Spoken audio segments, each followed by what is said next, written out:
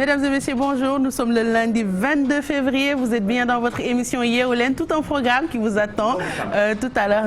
Oh, thank you so much. waa plateau bi ak ñoo mën a jayaate te man bu ngeen ma jayee damay dosé tayu ma ko. ñu ngi def fàng moom. alors ñoo ngi fii comme niñ koy defee tous les matins pour indi leen yu bees yoo xamante ne moo jot a xew ci week-end bi ñu leen préparel lu ci mel ni sport Mamadou Ndiaye dina waxtaanee Jaraaf de Dakar bi nga xamante ne rejoindre na phase de groupe de la coupe CAF après victoire bi nga xamante ne am na ko en face du Platinum FC Mamadou Ndiaye sa blanc baax na bonjour maa ngi lay nuyu di nuyu téléspectateurs yi di nuyu ñi ma bokkal plateau bi maa ngi lay nuyu bu baax merci beaucoup yow tamit li nga sañ ni rafet na ci suba si way ci kanam dinañ ñëw waxtaanee sport Jaraaf de Dakar bi nga xamante ni démb am na ndam bu am solo balaa sport à la une baaxoon nañ ko lundi bi ñu ñëw joxe avant goût bi quoi. waaw li fas yéene yaatal ci kanam lay doon ak Mamadou Ndiaye mais Mamadou Ndiaye sigil ndigaale maamam dafa gaañu ndeysaan week-end bi. waaw sigi sa wàll. sigi sa wàll ci kanam dina yàlla may ay atam. amiin. parce que vraiment c'est rare ñuy gis kuy dund. waaw Abdou Aziz Touré gaañu na démb ca Tivaouane ci kanam dinaa ci ñëw ak photo bi. jaale ko ndax sinon sama yaay moom xam naa ne ma nga toog fi di xaar. non avant anniversaire yi dañ lay jaale sa maam yàlla na ko yàlla xaree aljana. ci kanam ñu waxtaanee ak yow ci biir sport actualité ak Thioro Mbar Ndiaye borom week-end bu neex bi actu international Covid. léegi la ko yëg de mais comme lépp lay nit li heureusement bi ma tàggoowee. mais moi j'ai dit borom week-end bu neex bi. dama ni loolu lan moo si nekk. xam naa la dangay màmm. man sama week-end neex na tamit. yaa ngi dégg. mais yow li nga bëgg a wax lépp léegi ñi nga koy. mais ba léegi waxaguma dara ñii yëg ko depuis àjjuma ñi ngi ne patt rek. yaa nar a wax yow. ci ngeen jëm de yéen ñaar. heureusement ba tàggoo woon yaa nar a wax yow. heureusement bi ma tàggoowee yow. Covid 19 la ñuy waxtaanee après ñu détaillé week-end bi n'est-ce pas Sophie. kenn détaillé wul dara fii. week-end bi jàll na on est en semaine. donc voilà c'est un plaisir de vous retrouver. waaw nañu wax semaine bi c'est un plaisir de vous retrouver comme tous les matins. def na un an retour à Cadagno fi nga xamante ne moom moo nekkoon premier foyer Covid en Italie ndeysaan ñëpp yaakaar ni fa la doon yem. Le point à Nice aussi dinañ ko waxtaanee toujours Covid 19 Israël ñoom ñi ngi def déconfinement. am na laissez-passer vaccinal bu nga xamante ne ñi ngi ko teg ak point Covid bi. On parlera Covid quoi. waaw voilà on parlera Covid fi nga xam ne moom moo di Israël par exemple ñoom laissez-passer vaccinal la ñu am fi mu toll nii donc déconfiné nañu ubbi nañu laissez-passer bi da ngay badge mu vert ñu xam ne yow mii def nga sa vaccin et que dara dalu la ak yooyu noonu dinañ ci ñëw ci kanam tuuti dinañu ñëw également ci Nice gi nga xamante ne ñoom limite xamaguñu fu ñuy taxawee waaye également dinañu dellu un an après. ca Italie foyer bi nga xamante ne fa la Covid njëkk a am dinañ ci ñëwaat ci kanam tuuti duñu fàtte itam point Covid pour xam fan la feebar bi toll fii ci Sénégal bu ñu fàtte ni ça va bientôt faire un an bi mu fi duggee ak léegi on compte 808 morts bëri na quand même on va en parler tout à l'heure. Ce sera dans quelques instants avec Thioro dans l'actualité spécialement ñu déjee ko ci Covid 19 bi nga xam ne ba léegi mi ngi wéy di lëmbe àdduna bi ñu continuer ak programme bi ñu leen di tegal ci kanam Maïmouna dina ñëw waxtaanee droit wax ak ñun lan mooy flagrant délit de flagrance ak aussi immunité parlementaire bonjour Maïmouna. Bonjour maa ngi lay nuyu di ñuy ñi ma bokkal plateau bi ak ñi ñuy seetaan comme tu l'as dit on va parler de la différence entre le flagrant délit le délit de flagrance ak éventuellement ñaar yooyu yëpp nan la mën a conduire à li nga xamante ni moom mooy lever immunité parlementaire ce sera tout de suite déjà. Ce sera dans quelques instants ak Mado ak Thioro. ak Maïmouna. ah man lu ma daal. parce que elle parle pendant que je parlais. C'est ça elles m'ont perturbée ça se fait pas c'est pas gentil les filles. wuyu rus nañ ne dañoo gaaw a rus ndeysaan et dañuy foo rek ma doon bu rus yow yaay sama xarit sa bu rafet bii nga xam ne ñoo ko niroole war naa sol sama bos c'est très joli jarul neex naa def dañuy man moom benn wax laay dégg téye sa bos ma téye sama bos. boo solee tey ma sol suba ñëwloo man xaw ma beneen daa ñëwloo waaw kay. boo solee tey ma sol suba xajuma ci benn gàcce xaw ma li am sa kër xaw ma sa ay ci kanam dinañ waxtaanee beauté Mado. oui effectivement ak actualité yi ci am yëpp. chaque jour mu am lu bees. voilà effectivement comme ni nga ko waxee maa ngi lay nuyu ñi nekk ci plateau bi également donc on va parler tey beauté pour génn tuuti ci tout le temps li ñuy faral di wax li nga xamante ne moom moo di mbas mi dinañ waxtaanee une plante boo xamante ne ñun ñëpp dañ koy faral di utiliser muy bisaab di hibiscus donc am na ay effets yu bénéfiques yoo xamante ne da koy def ci yaram donc tout à l'heure dinañ ci waxtaan. déjà naan bi rek nooy na nepp te neex donc après am na yoo xamante ne dañ ko fi am fii mu nekk suñu wet ñuy uti ay produits yu cher ay produits yu jóge feneen wala yoo xam ne day am ay produits chimiques alors que mun nañ utiliser suñu bisaab bi defar suñu bopp Mado dinañ ñu wax naka lañ koy defee dans quelques instants mais léegi nii dañuy dem ànd ak Sophie xool lan lay togg moom tamit ndax gis naa Sophie tegati nga poivron de. tuuti rek. toq poivron. waaw toq poivron rek. noo def. maa ngi nii bisou. naka week-end bi. ça va ça s'est bien passé. yow tam sa week-end neex na de. waaw neexoon na trop sax. tey looy togg Sophie. bisou maa ngi lay nuyu di nuyu ñi nekk ci plateau bi yëpp di nuyu mbokk yi xarit di ñuy seetaan comme ni ñu koy defee nag saa su ne andi leen ay plat yoo xamante ne di ngeen ko mën a reprendre seen biir kër tey nag pain de mie sauce poivrée moom laa andi tey comme ni nga ko gisee nag am nañu mortadelle am nañu fromage pain de mie laitue tomate poivron jaune am nañu nen am nañu tamit tuuti papier de cuisson boo xamante ne ni ci kanam moom la ñuy lef ci suñu plaque pour mën a dugal li nga xamante ne mooy suñu pain de mie au four am nañu tamit sauce poivrée bi ci kanam nag dinañ leen wax naka la ñu koy defaree ak nan la ñu naka defaree li nga xam ne mooy pain de mie bisou. Ce sera dans quelques instants ak Sophie donc loolu lañ leen di waajal pour tey ci suba si mais comme ni ñu koy defee tout le temps dañ leen di may le clip du jour nekk clip bu bees boo xamante ne Junior moom moo ko woy def ko featuring ak Diaw Diop Didi woy bee ngi tudd Alouette yéen a ngi koy fàttali. gentil ndeysaan yaay yëpp ko xam. Alouette je te plumerai. waaw Alouette tam li ko xale yi di waaye def est-ce que jàmm la parce que loolu mooy dama lay suqi. wallaay de naa way bi mais ah gis nga tam mooy xale yi li ciy wax war nañ ko déglu en parlant de ça am na benn YouTube bu nga xamante ne dafay jàngal suñu doom yi olof mi ngi tudd Atama xam naa ni dinañ def interview ak ki ko lancé c'est tellement intéressant xale yi dañuy jàng compter jàng couleur yi jàng forme yi tout en olof mais vrai olof pas suñu olof ñun ñi ñuy wax nii vert par exemple ci olof man xaw ma ko woon xam nga ko xob wala du xob. xob wuy kii yow xam nga ko donc nu ma la ko laaj parce que yónnee naa la lien yow xam nga ko xamoo ko vert nëtëx luy loolu. mooy vert en wolof. Oui, tu apprends beaucoup de choses. Non, sérieusement. Non, tu apprends beaucoup. J'ai vu les parents partager ça sur Facebook, sur Instagram et tout. En tant que parent da ngay jàng donc dinañ interviewer ki nga xamante ne moom moo ko lancé c'est trop intéressant il faut beaucoup de plus de pages comme ça parce que ñun suñu culture dafa yaatu ba nga xamante ne mun nañ ci waxtaanee tout le temps mais dañuy topp ci continu français anglais di ko jàngal suñu doom yi ba pare c'est tellement bien accueilli par les enfants xale yi dañu lay topp tegaatal ma ko ay Owela Zimba ay Tubasi et puis merci beaucoup à nos partenaires yi nga xamante ne ñi ngi jàpp ci yeewu leen bi notamment Nescafé ñu continuer comme ni ma leen ko waxee tout à l'heure jàll ci programme bi sans plus tarder commencer ko sport ak jaraaf bi nga xamante ne waaye yow ngelaw bi lu muy def nii Jaraaf de Dakar dem na phase de groupe ci Coupe CAF après bi nga xamante ne dóor na Platinum FC ban évolution lay def li nga sañ sa rafet na Fatidien j'adore c'est Fimo rafet na bisous. Bonne journée.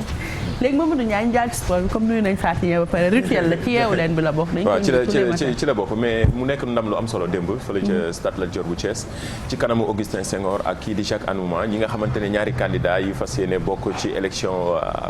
président confédération africaine de football élection CAF bi mu nekk lu am solo ay personnalité teewoon match ba mais surtout ndam lu am solo bi nga xamante ni Jaraaf am na ko ci kanamu FC Platinum bu Zimbabwe gannaaw match bu aller bi nga xamante ni waa Jaraaf ñoo gagné woon fële ca Harare 1-0 démb nag mu nekk match bi nga xamante ne waa Jaraaf dañu wane seen bopp bu baax fas yi wane woon ni bëgg nañu bokk ci phase de groupe yi gannaaw bi nga xamante ni ci atum 1983 la ñu bëgg gëj a bokk ci compétition africaine yi ci phase de groupe Coupe CAF mu nekk match bu am solo defal nañ leen résumé match bi mais surtout bii bi nga xamante ni El Hadj Madické dugal na ko mu nekk match bu am solo ñu seetaan résumé bi te ñëwaat. organisation gu mat sëkk contrôle passe la waa Jaraaf de Dakar démarré seen match retour bi doon dox seen digganteem ak waa FC Platinum ci fukki minute ak ñaar bi kii di Innocence Motianeka daa di amal ab faute ci entrée surface bi kii di El Hadj Madické Kane daa di koy jël dugal ko coup franc bu am solo mu nekk bii bu njëkk bu Jaraaf de Dakar ci ñaar fukki minute ak ñeent bi kii di Raf Kanondera amal ab faute ci surface su Jaraaf bi waaye arbitre guinéen bi waxul dara 1-0 moo nekkoon score mi-temps bi bu ñu ñëwee ci deuxième mi-temps bi waa Jaraaf amaat organisation bu am solo may ñu dara ñii di Zimbabwéen yi ñu am taxawaay bu am solo passante organiser waat seen jeu ba may ñu ñi nga xamante ni waa FC Platinum ñu mën a égaliser ci 93e minute bi la arbitre guinéen bi daal di siffler jeexitalu match bi mu nekk victoire bu am solo pour Jaraaf de Dakar ndaxte ndam li moo leen di yóbbu ci phase de groupe bu Coupe CAF bi nga xamante ni équipe bu Dakar bi gëj na fa depuis ci 1983. Mamadou Ndiaye laay laaj Coupe CAF kañ la pour xam kañ la dañuy def tirage. dañuy def tirage boobu phase de groupe la ñu nekkoon nii. lii phase préliminaire yi la woon. ok mu nekkoon dernière partie bi. actuellement nii tey ci bu 13h fële ca Caire jotee fële ca Caire la ñuy def tirage bi nga xamante ne waaw mooy poule yi mais ñu fas yéene dugg nag ci match compétition ci la ñuy joxe wàllu jour yeeg yëpp ñi nga xamante ne ci la ñuy en fait moi je pensais que dañuy déterminer date yi ba pare bu nit ñi joué ba pare ñu def tirage non dañuy def tirage bi joxe date yi nga xam ne ci la ñuy fas yéene amal phase de groupe yi comme ni ko Teungueth FC fas yéene amale wala ba léegi mi ngi ci phase de groupe mais bii compétition coupe CAF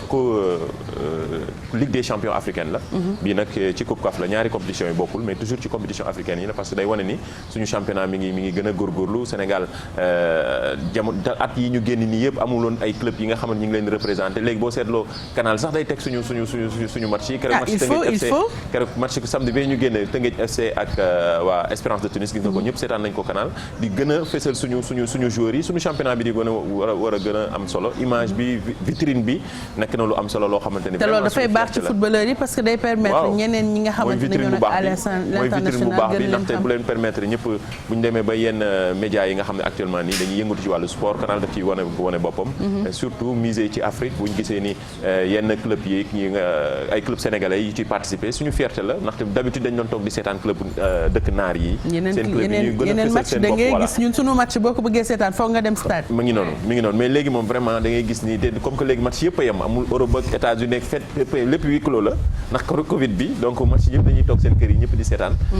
match à huis clos c'est une fierté bu ñu gisee Teungueth FC bu ñu gisee Jaraaf di ci gën a góorgóorlu vraiment loolu moom am nañ ci mbégte di wane ne suñu championnat bi tamit at yi ñu génn ñi ngi góorgóorlu bu baax ndaxte wane ne ñi ngi fesal seen bopp fi nga xamante ne fa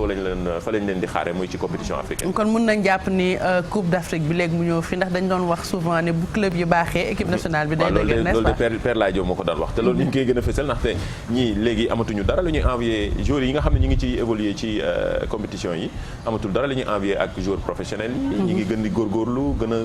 a xam nga màccal seen liggéey mais surtout expérience bi ndaxte loolu tamit am na ci solo le fait que ñuy voyager di dem di découvrir yenn championnat yi dem di frotter ak yeneen équipes yi dina tax ñu bu baax ñuy gën a ñi nekk à l'aise sax ci compétition yu mag yi après surtout ça c'est hyper important en tout cas suñu fierté la ci ñaari club yi nga xamante ne muy Teungueth FC di Jaraaf mi nga xamante ne démb moo bokk ci phase de groupe Coupe CAF yi wax naa ko gëj na ci bokk depuis 1983 yàgg na waaw te pourtant Jaraaf mooy club 1983 loolu yàgg na lool loolu moom vraiment suñu mbégte la mais surtout di gën a encourager waat suñu dirigeants yi di wax ni gars yi bu ñu leen di critiquer bu ñu leen di parfois beddi mais si ñu leen gën a xaw a critiquer ci yenn gestion yi mais c'est juste pourquoi ñu am organisation bu baax pour suñu club yi di mën di bokk ci li nga xamante ne mooy compétition africaine en tout cas ñaari club yooyu dinañ leen suivre pour wan leen seen évolution ci coupe bi nga xamante ne moom mooy coupe CAF di leen ñaanal ñu indi fi ndam li Mamadou Ndiaye surtout sport bi ci kanam lay doon ak Mame Fatou Ndoye waaye ci kanam ak sport à la une d'ailleurs waa Jaraaf yooyu nañ ci am pàcc bu am solo ñoom seen joueurs yeeg seen dirigeants yi dinañ leen invité ñu ñëw wax seen ci ndam lu am solo bi nga xamante ne am nañ ko démb. merci beaucoup pour Yeewu Sport bi dañuy continuer programme bi ànd ak Coro ci actualité bi nga xamante ne comme ni ñu ko gisee point principal bi Covid-19 la ndaxte moom ça fait 1 an si yenn dëkk yi bi mu fa duggee ba léegi fu ci mel ni Italie nga xamante ne y a 1 an lañ noté woon cas yi nga xam ne moom moo njëkk am fële ca Codogno nekk premier foyer bu Covid ñu yaakaaroon ni fa la yem mu tas biir Italie jaxase Italie vraiment nag. effectivement jaxase Italie bu baax a baax ndax Italie booy seet mooy 2e pays bi nga xamante ne moom la coronavirus gënoon sonnal fi nga xamante xamante ni nag moom moo di Codogno fa la coronavirus njëkk a feeñ le 21 février 2020 avant muy law fépp fi nga xamante ni moom moo di ca Italie donc ñoom tey bu ñu toogaatee defaat récap xoolaat fi nga xamante ni foofu la li feebar bi jot a yàq quand même ak li mu leen indil ci ay loraange il faut dire que ay chiffres yu alarmant moom moo am fi nga xamante ni moom moo di foofule ndax bu ñu fàttali il est important ñu fàttali ne foofule ca Codogno 15000 habitants ñoom ñoo fa nekk te ñu am surmortalité bu toll ci 300%. Il faut quand même dire que dëkk ba li ñi fa feebar bi laaloon bëri na bu baax a baax a baax fi mu toll nii nag il est important ñu wax ni naam ay jéego am na bu baax ci recrudescence su cas yi ak yu mel noonu mais taxul ñoom ñu éradiquer à 100% coronavirus bi et c'est le cas par exemple dans beaucoup de pays du monde yi nga xamante ne fépp la pandémie bi daal di laal ñu wax ni nag ci un an bi 95000 personnes ñoo décédé foofule ca Italie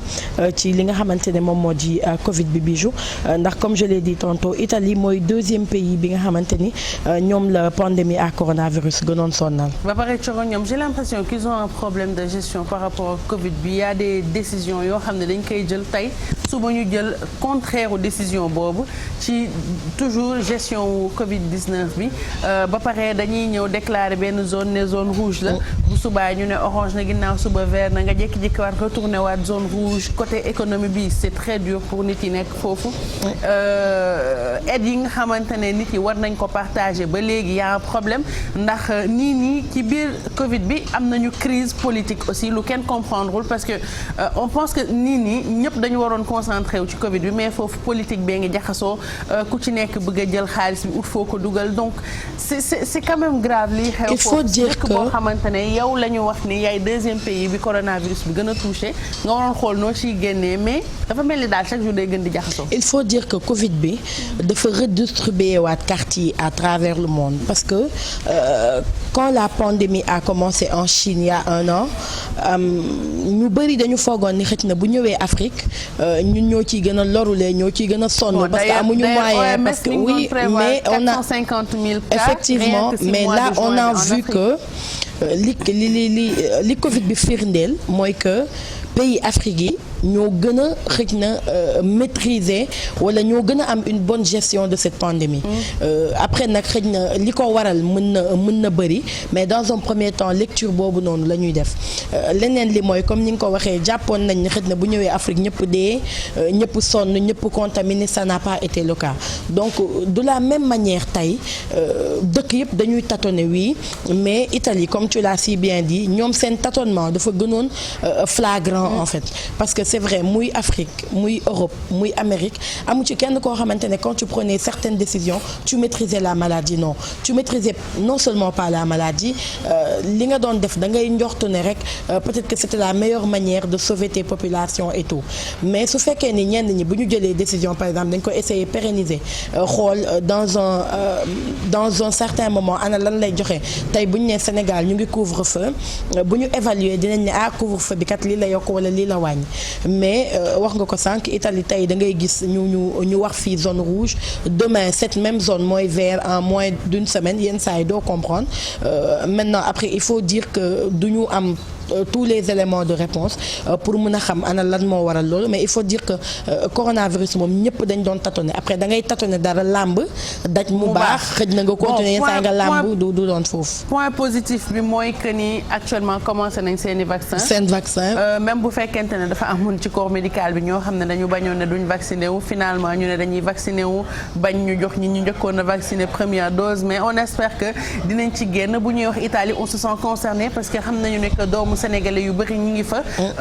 Italie ak Sénégal dafa mel ni ay pays yoo xamante ni pays jumeaux la. bokk na ci dëkk yi ëpp li ñuy recevoir ay bokk na ci dëkk yi ëpp. ay Sénégalais ci moom bi corona bi eggee France ak Italie si la ñu bëri ne dina bëri Sénégal ndaxte ñun dañu am collaboration boo xamante ne dañ ko am diggante dëkk yooyu on espère que dina fa gaaw jóg ndax man mii di wax sama yaay ngi fa sama rakk ngi fa bon ay se sont fait vacciner heureusement mais quand même lu fa xew dafay continuer di ñu tiital bu baax. effectivement li ñuy war a gën a fësal ci campagne de vaccination bi d'ailleurs comme toujours ñun ni ñu ko doon defee rek toujours jox ñi nga xamante ne ñoo war a wax. ci mbirum vaccination bi. ci mbirum vaccin bi gars yi muy ay ñoom professeur Seydi noonu la ko gouvernement bi doxalee c'est hyper important. c'est important parce que sunu genre gi nga xamante ni dañuy bañ toujours dafa bari. et puis xam na ñu ngi koy léegi ak nouveau média yi ñi ngi café yenn affaire yi duñu xam. naan Sénégal Ndiaye vaccin Ndiaye. mais duñu xam ne jox leen ma vacciné wu bëgg naa. bu ma ko amee suba jël de man. ñun amul problème de. mais amul benn problème mën nañu. ñun bëgg nañ. mais c'est que c'est juste pour montrer que ni loolu dañuy tooñante mais pour sama ñoom yaay yi nga xamante ni dañuy jot message yi seen téléphone mag ñi nga xamante ni comprendre ñun lu ñu gis dañuy yaakaar ni dëgg la. wala duñu xam sens bi ne gars yi dañuy tooñante wala dañuy def nii li ñuy gis rek man de non du ma vacciné wu. pourtant vaccin yàgg na fi. maire yi kër démb maa ngi da waxtaan ak benn mag ñu ne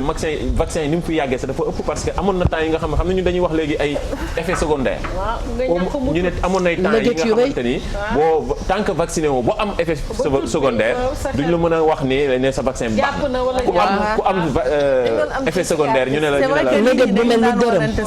ñëpp danañ am léget yu toll nii àddina kii ron nii da nga ko doon gis ci nit yi c'est vrai. voilà donc c'est pour juste pour montrer que ni bu ñu bàyyi ba 2021 ñu indi ay vaccin ñu naan la non ñun duñu vacciné wu vaccin fi yàgg génération bi on a accès à internet ku mu neex filmer sa bopp wax lu la saf sa yoon nekku ci doo mesurer conséquences yi c'est dommage. jël nañ ci ay directives jël nañ ci ay matuwaay yu am solo yoo xamante ni Facebook jël na ko yeneen ak ainsi de suite mi ngi gën di law gis naa ni boo fi dugalee ay wax yi nga xamante ni amul benn rapport ci mbirum vaccin yeeg yooyu xamoo ci dara ci saa si dañ lay supprimer wala dañuy partage dañuy éliminer sa vidéo loolu tamit baax na ndaxte message yi ñuy joxe fi jamono toll moom fi mu ne nii il faut ñu segg yenn affaires yi. il faut nga protéger ko contre boppam.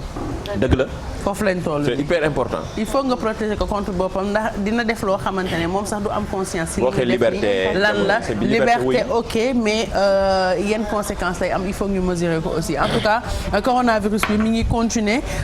di def liggéeyam xaw ma liggéey la xaw ma nu mu ko mën a tuddee. en tout cas man ay dégâts man jaaxal na ma trop feebar bu mel nii man dans mes pires cauchemars mënu ma woon imaginer que àdduna bi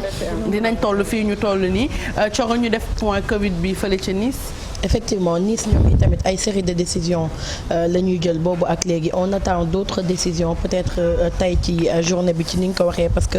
ñoom ñi ngi wax ndax dañuy renforcer couvre-feu bi ndax dañuy dem ci confinement par week-end en tout cas réponse yi dinañ ko am peut-être ci courant wu journée tey bi mais il faut dire que ñoom itamit ci beneen tournant la ñu nekk ci li nga xamante ne moom moo di cette pandémie à coronavirus ndax li nga xamante ne moom moo di épidémie bi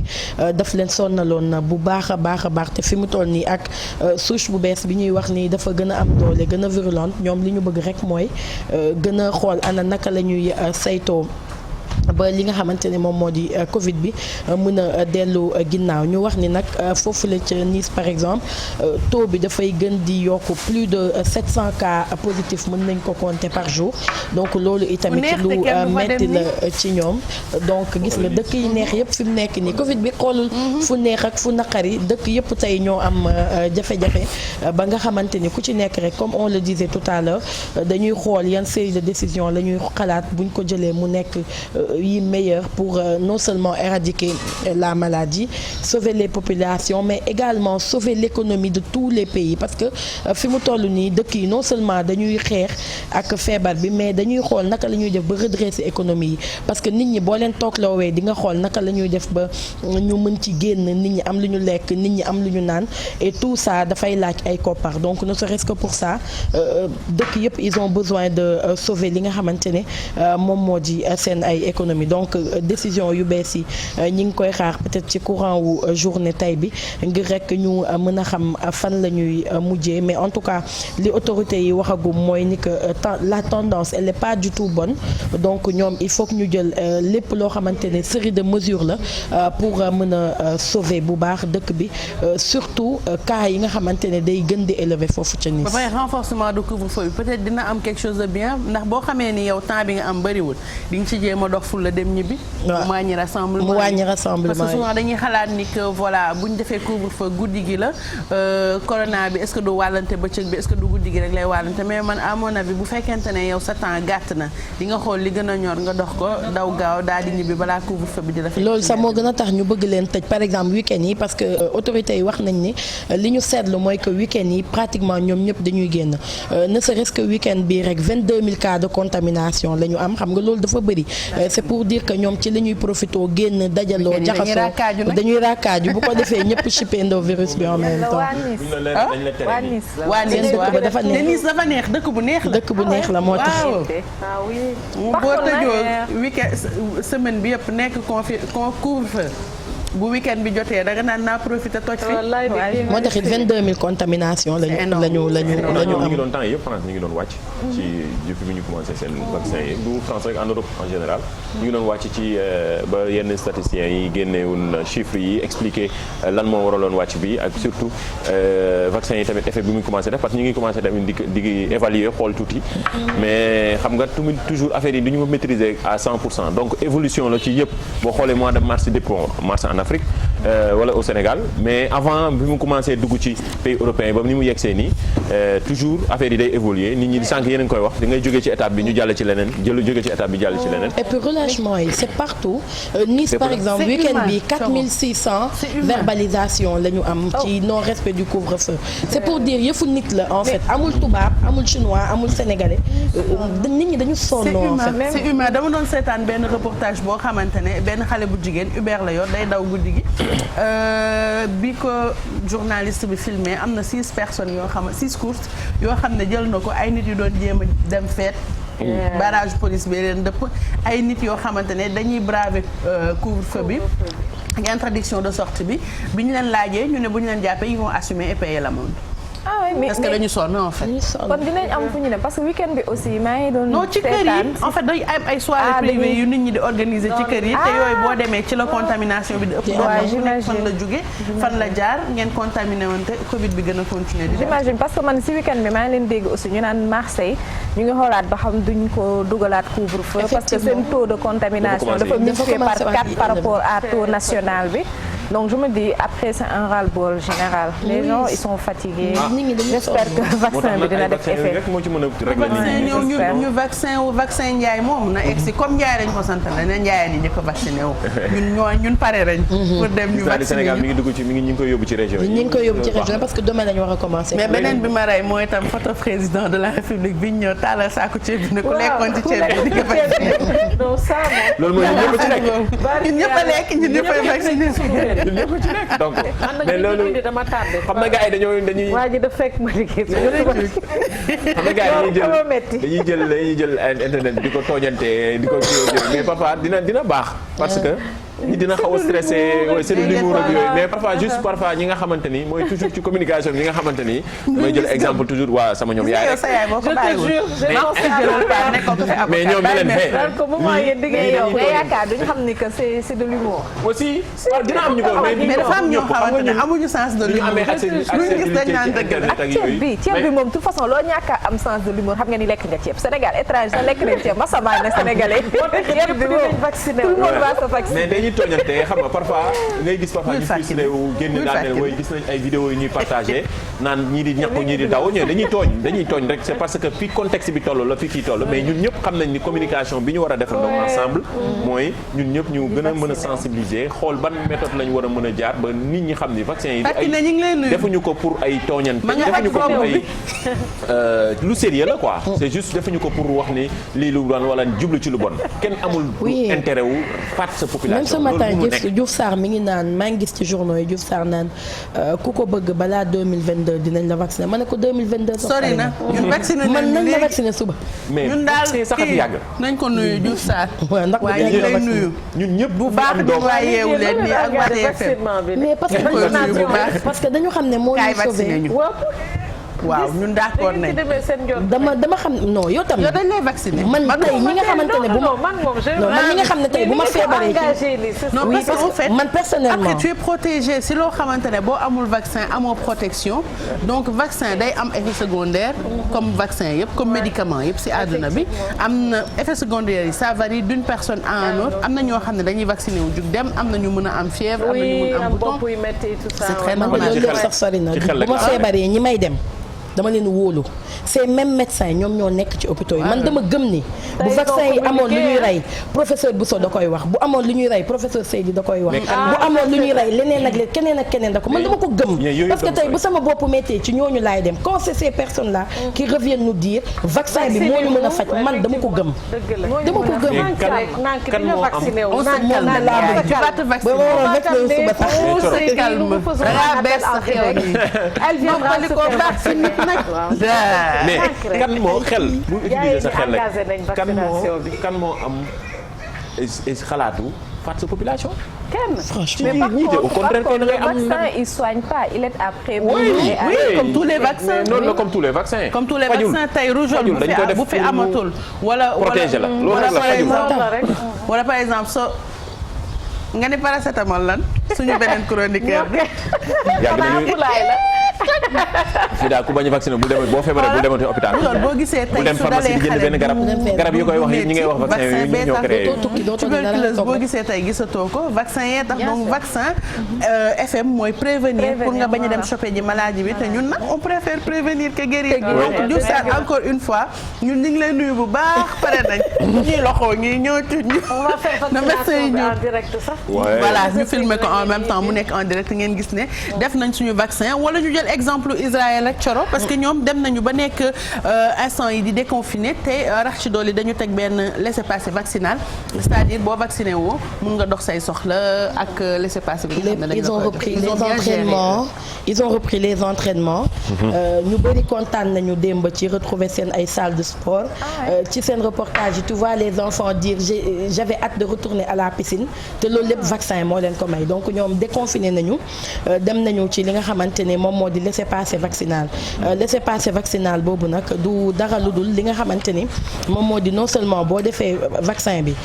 dañ lay jox badge bu vert boobu ne moom mooy wane ni may mun a mii kat vacciné wu na ba pare donc ñu jox tey badge bu vert bi Mado ndax moom moo sol lu vert bu ko joxee loolu mooy Mado mii vacciné wu na ba pare donc comme vous le voyez là les gens ont repris leurs activités mën nañu dem marché mën nañu dem salle de sport xale yi dañuy reprendre seen ay activités mën nañu jàngi sans problème mën nañu dem piscine mën nañu dem fépp fu leen neex parce que ñoom dañu vacciné wu ñu wax ni fi mu toll ni 48% de la population bu Israël 4,3 millions pour cent ci ñoom ñoo daal di jot a jël dose vaccin bi. ñu ci champion ñoom. voilà ñoom ay jàmbaar lañ ci vraiment donc ñoom ñu fàttali ni ñoom ñi ngi jël vaccin bu Pfizer bi. nga xamante ni ñu ngi leen koy jox rapidement parce que ñoom dañuy demander sans arrêt parce que li ñu bëgg rek mooy ñëpp ñi nga xamante ne ñoom ñoo di population bi mën a vacciné wu ba ñëpp mën a dellu ci li nga xamante ne moom mooy seen ay activités oui et puis ñoom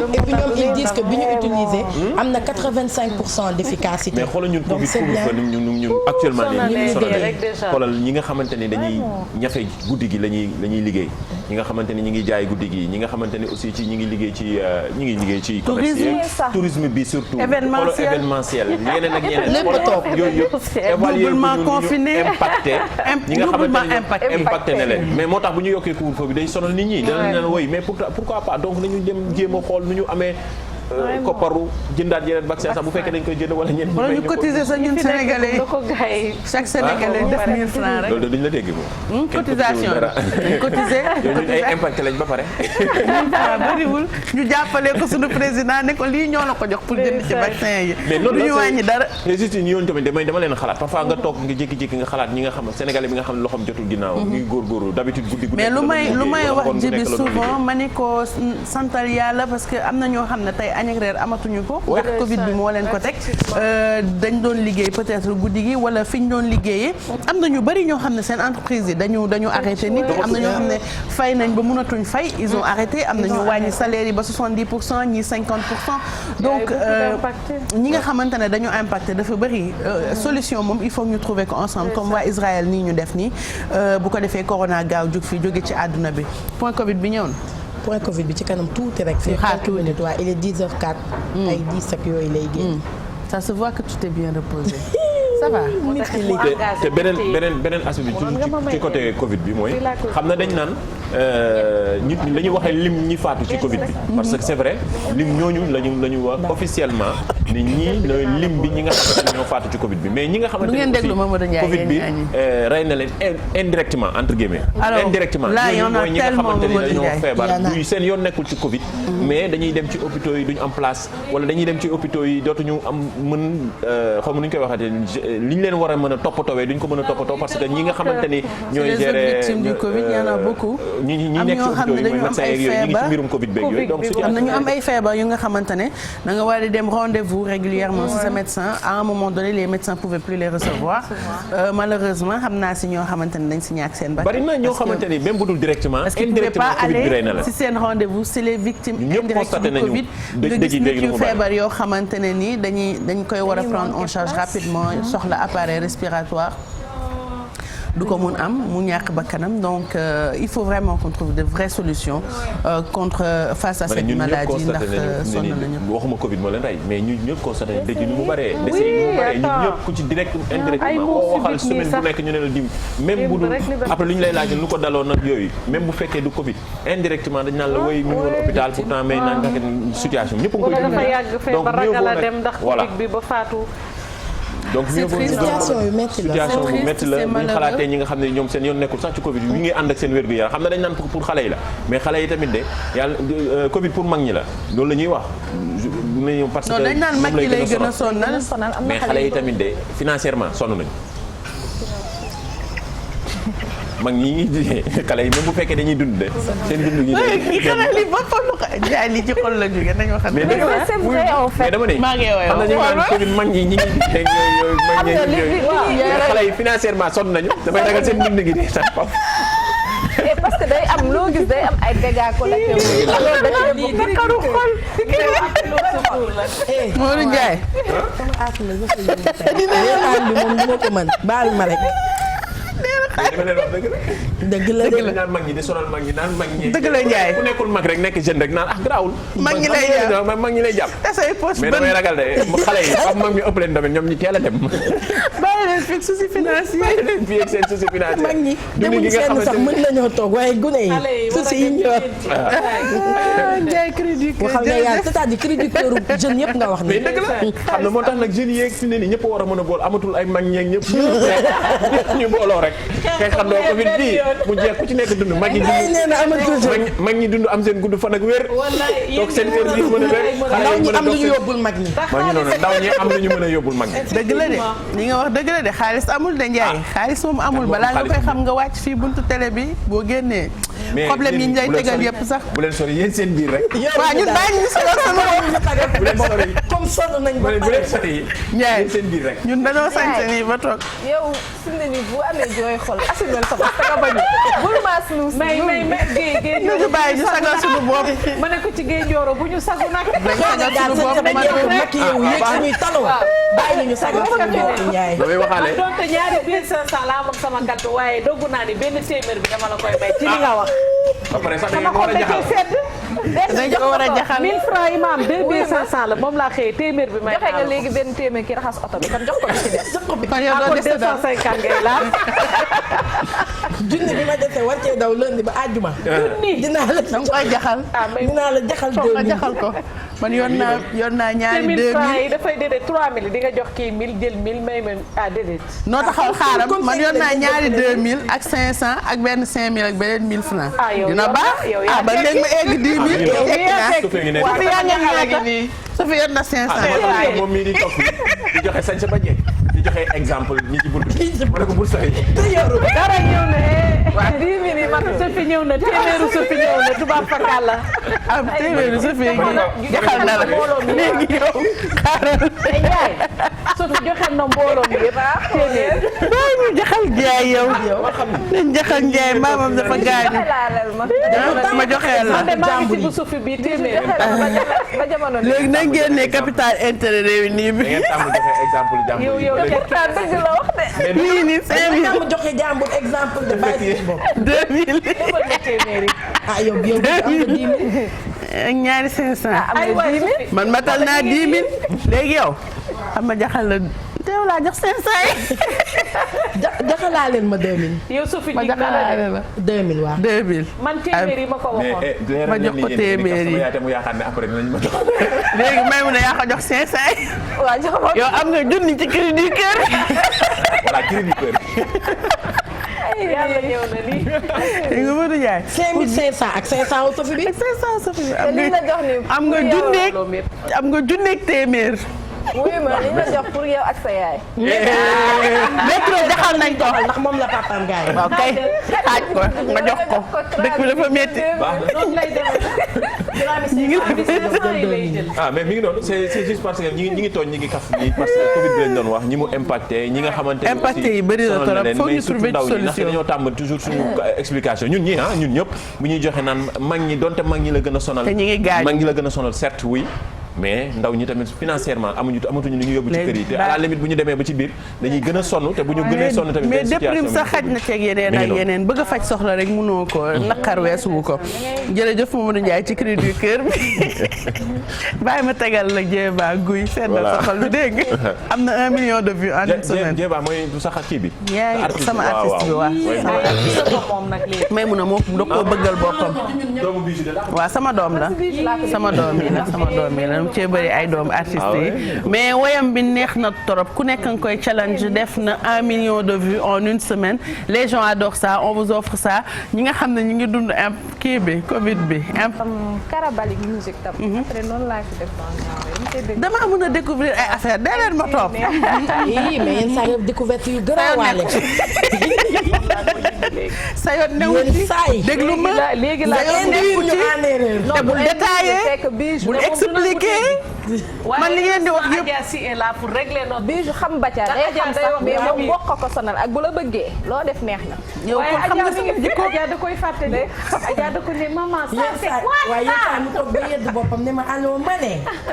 pourtant nag wax nga dëgg. da ngay expliqué booy expliqué may expliqué. waaye garaaw nañ ko jàppale man ko Bijou ok am problème. Coro naka sa week-end. ça va c'était bien. c'était bien ñu toog wala ñu expliqué. yaay xool rek ragaluma loolu. bàyyi dem ci waañ bi dafa ñeme kii. ragalul dara. Omar Cheveux est-ce que. Omar Cheveux. cheveux bi gaa nice na. yaa ngi dégg. rafet na baax na fluide la am na qualité. mais génnal ci ñun ñu def suñu émission nekkagoo chroniqueur ci kii bi ci affaire bi. émission bi bu fekkee da nga bëgg a nekk da ngay bind Bouba Ndour comme ça nga ñëw parce que chaque jour day participer.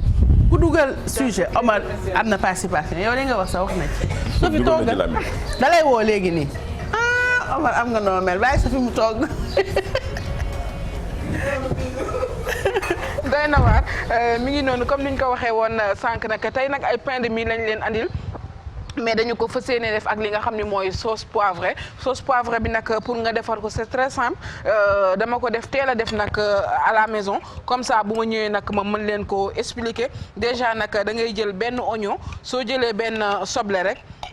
moom ngay jël daal di koy nag râper de préférence def benn noisette de beurre mooy benn cuillère à soupe de beurre def ko ci poêle bàyyi ko ci nag ba soble bi commencé ñor nga daal di jël sa moutarde bu doy mën nga jël benn pot moutarde bu ndaw sotti jël poivre bu doy aussi sotti ci jël tuuti piment vert ak tuuti persil coriandre daal di ko ciy sotti su boobaa nag moo lay jox nag résultat bi soo ko defee nag def oignon bi moutarde bi poivre bi ak persil chinois bi ba pare bu demee nag bay waaj a pare da ngay jël benn jaune d'œuf sotti ko ci boo ci sottee jaune d'œuf bi automatiquement rek da ngay fay gaz bi battre ko ci mu ànd ak moom su ko defee nag day am benn texture bu ferme boo xamante ne ni mën nga ko utiliser ci li nga xamante ne ni mooy pain yi nga xam ne moom lañ leen andil tey am nañ fi quelques rondelles de tomate am nañu pain yi fromage am nañ ko am nañu mortadelle de poulet nag laa jël mais bu la neexee mën nga ko changer soit nga def ko ay tranches de blanc de poulet wala nga def ko ak li nga xam ne mooy jambon de bœuf wala jambon de dinde ça dépend ci goût bi nga xamante ne ni moom nga soxla mais ñun tey dañu jël li nga xam ne mooy mortadelle nag defee ak moom ak quelques tranches de fromage mën nañu ñëw rek ci préparation bi sànq nag expliqué naa leen li nga xamante ne ni moom la ñu defee li nga xam ne mooy sauce poivrée bi nga xam ne mooy ànd ak moom damay ñëw rek daal di jël nag ñaari nen sottiwaat ko ci moom nag laay sotti ci kaw ci kanam gis nga comme li ñuy wax toujours rek nen bi ñu di ko def ci benn bool avant ñu koy sotti ci li nga xamante ne ni mooy appareil bi parce que des fois mën nga ko ci ñëw sotti mu yàqu bu boobaa li nga jot a defar yëpp day nekk à l'eau de préférence nag ñu toj ko ci suñu benn bool ba pare gis nga suñu defee nii dañ ko ci sotti muy ñaari nen la ñu utiliser ñu daal di koy battre à l'omelette mu ànd ak sauce poivrée bi nga xamante ne ni moom la ñu andi gis nga naka du jar ñu ciy rajouter sel wala poivre parce que sauce bi am na goût boppam te saf na ba pare épices yi ñu soxla woon yëpp def nañ ko ci gis nga naka suñu defee nii ba am benn appareil dañuy ñëw rek daal di koy teg naka à côté jël suñu benn plaque boo xamante ne nii mooy dem au four gis nga de préférence dama jiital li nga xam ne mooy papier de cuisson day permettre pain bi du coller ci li nga xamante ne nii mooy plaque bi suñu paree dañuy jegele léegi li nga xam mooy suñu pain de mie dañuy ñëw rek daal di ko ci teg nii au milieu mën nañu rajouter wala ñu xaar ba ci kanam bu matul tuuti ñu daal di koy rajouter bu ñu defee nii nag ba pare de préférence dañuy daal di ñëw jël fromage teg ci digg bi daal di jël benn jambon teg ci digg bi jël benn rondelle de tomate daal di ko ciy def ainsi de suite ñuy continuer noonu daal di def fromage mortadelle voilà gis nga daal def mortadelle benn rondelle de tomate mën nañu tegee nii fromage bi ainsi de suite gis nga nii rek fromage voilà ñu fàttali toujours comme li ñuy wax rek waañ bi buñ ci nekkee ñuy faral di raxas loxo yi bu baax a baax bu fekkee doo utiliser gant ñuy raxas loxo yi parce que temps yi ku ne xam na ni période Covid bi lekk moom boo koy def rek dafa war a sell set comme ni ñu koy waxee saa su ne voilà gis nga nii rek mën naa jëlee fii benn pain andi ko nii en attendant voilà bi tamit mën naa ko teg ni ñu daal di ñëwaat rek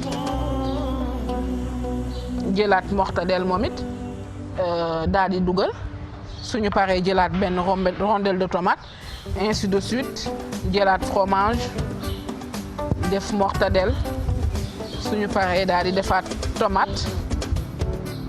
voilà gis nga nii rek mën nañu ñëw côté bi daal def fromage tomate daal di ñëw gis nga mën nañu dindi ñaari pain yi parce que dafay fees de trop ñu terminer ak fii fromage daal defaat mortadelle pare ñu jëlaat fii benn rondelle de tomate et enfin ñu terminer ak ñaari tranche de fromage yi nga xamante ne nii moom la ñu am fii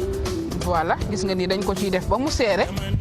gis nga nii su ko defee day mel ne rek da nga farcir li nga xamante ne nii mooy pain de mie bi suñu defee nii nag ba pare fekk nag jëloon nañu fii suñu sauce poivrée bi sànq nag fàttali nañ leen li nga xamante ne nii moom la ñu ko defee moom nag c'est très simple da ngay daal di jël rek li nga xam ne mooy oignon bi râpé ko su tourné ko ci beurre bi daal di ciy def nag li nga xam ne mooy moutarde bi su paree def benn jaune d'œuf à la fin sel poivre ak tuuti persil coriandre moom la ñu jël rek daal di ciy def gis nga légèrement moom ngay sotti ci kaw li nga xamante ne nii mooy pain bi voilà gis nga nii rek ñu arrosé ko ci ba mu baax gis nga nag suñu defee nii ba pare mën nañu tegee na nii suñu bool daal di jël nag li nga xam ne mooy poivron jaune bi moom nag du ci dem dama koy teg juste ci rebord yi mu accompagner ko ci four bi fekk nag préchauffé woon nga sa four à 180 degrés boo ko préchauffé nag noonu ba pare da nga ko ciy dugal déjà lii c'est juste pour mu gratiner ànd ak sauce poivrée bi nga xamante ni nag moom lañ ko booleel tey gis nga dañuy jël quelques rondelles de poivron nii rek mën nañu def côté bi mu daal di accompagner li nga xamante ne mooy suñu pain de mie au jambon fromage bi nga xamante ne nii moom lañ leen proposé tey voilà nii rek dina baax sax largement pour mu dem au four gis nga naka bisu bu ñu defee nii naka ba pare du jar ñu ciy rajouter fromage wala dara bu ñu préchauffé four bi à 180 degrés dañuy ñëw rek daal di ko ciy dugal noonu 10 à 15 minutes mu daal di ànd ak fromage bi fondre ak sauce poivrée bi nga xamante ne nii tey moom la ñu def ci kaw bu ci kanam tuuti nag mu pare ñu daal di koy ànd ci li nga xamante ne mooy plateau bi ñu jàll ci suñu dégustation plat du jour tey bisu dégustation bi xam nga déjà poivron yi moom duñ ko mën a lekk dama ko teg noonu rek ci rebord bi. bàyyil ma yekkal ko Ousmane Noël Dieng. d'accord. ñu yekkal ko Ousmane Noël moo lay gën a. day jàpp ci sama doom yi na mi dem seeti ko léegi nii day jàppale waa pouponnière bi. sama xarit la waa. d'accord moom pouponnière yi ku leen jàppale yaay sama xarit. kii tamit maa ngi ñëw woo ko nu mu tudd Elimane Lam. waaw moom ta ak kan. Jimoji. Jimoji waa c'est vrai Jimoji tam maa ngi koy ñëw woo may mun naa ma booleeg ñoom ak ñi ma may beeso yi. non man pouponnière yi kontaan naa nag parce que dañ may woo ni ma may ay affaires je suis très contente ba pare madame Fall aussi la maman de Toutane. bu ma nee la émission ay pouponnière la. dafa gentil waaye lépp ay pouponnière la ana boobu. dem na xas na ma ba dem. Toutane dafa déjà dafa tricoté woon ay affaires quelque chose de fait avec le cœur. yónnee leen ko nii ay savon la leen defar ci carton yëpp jox leen pour ñu am hygiène merci beaucoup madame Fall c'est très gentil. Dadi yow jox ma 1 million pour pouponnière yi waa jox ma 1 million comme ça ma bàyyi wax pouponnière bi ñu yegg ci 6 millions léegi ñu soxla merci Sophie pour kii bi recette bi dinañ ko essayer sunu kër yi comme d'habitude rek boo toggee ñu duggaat ci YouTube bi ci TFM replay bi xool ko su ko defee ñu xool naka lañ koy defaraatee togg ko reer wala añ wala goûter wala ndekki merci beaucoup on continue cette fois-ci mais droit la ñu nar a waxtaanee ak Maymouna ci li nga xamante ne moom mooy flagrant délit de flagrance ak immunité parlementaire Maymouna. voilà Bijou mu nekk ay termes yoo xam ne bëri passé ñëwoon nañu wax ci li nga xamante ni mooy flagrant délit dans un cas de viol plutôt mu am tam ay termes yoo xamante ni dafay laale ak li nga xamante ni mooy flagrant délit muy délit de flagrance ak ñaar yooyu nan la mën a indee li nga xamante ni mooy lever immunité parlementaire déglu nañu ki nga xamante ni mooy maître Djibi Diallo nekk avocat à la cour nañ ko déglu dellu soit ci plateau bi. principe boobu nag dafa am exception bi mooy dans le cadre de la flagrance bu fekkente ne dañ koy topp pour des faits qui sont flagrants nit ñi sax dañuy wax flagrant délit xam nga flagrant délit ak des faits flagrants ñaari yëf yu wuute la xam nga nit ki mun nañ ko jàpp dans le cadre de faits qui sont flagrants parce que dañu fekk objet délit bi ci loxoom n'est-ce pas wala dañ ko en tout cas comme li wolof di wax ku ñuy jiiñ dëmm ngay seeñu yeelu liir comprendre nga donc kooku dañ ko jàpp mais flagrance boobu flagrance su fait wala acte yooyu tekkiwul ne moom forcément dafay dem ñu àtte ko devant le juge des flagrants délits parce que mun na am ne moom malgré le fait que bi ñu koy jàpp ci flagrance lañ ko jàppee mais délit boobu mun na am ay ramification maanaam mun na am ay complice mun na am ay affaires yoo xam ne dañ ko nëbb yoo xam ne dafay laaj n'est-ce pas dossier boobu au lieu que ñu yóbbu ko flagrant délit dañ ko yóbbu ci juge d'instruction n'est-ce pas pour que mu mun a continuer enquête bi le délit flagrant juge bi wala procureur bi moo koy qualifier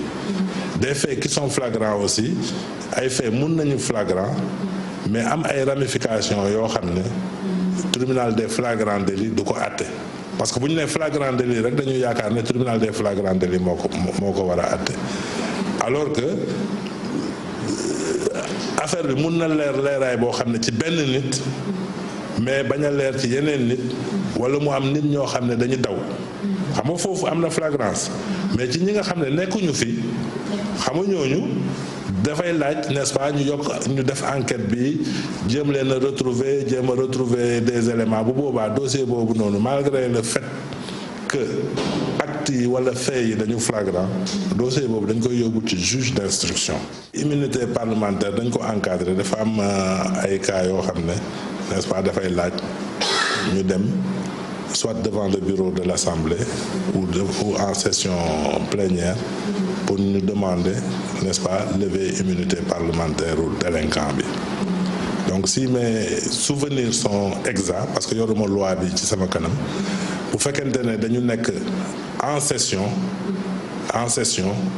je pense que c'est l'Assemblée plénière qui doit ordonner la levée de l'immunité parlementaire bu fekkente ne nag nekkuñu en session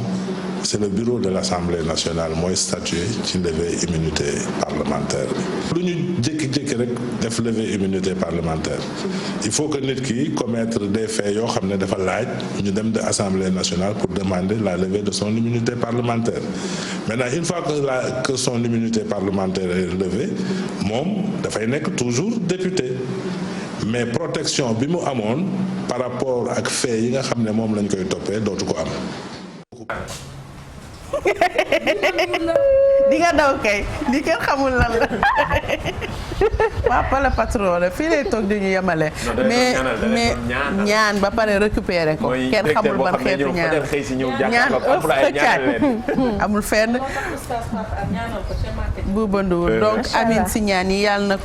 na ko dal. may mun a justice moo yoo xamante ne souvent dañ koy gaawle gis nga ngelaw li fii nii tamit. dañ koy dégg très souvent maître Djibi Diallo indil ñu si ay éclaircissement déjà wax nañu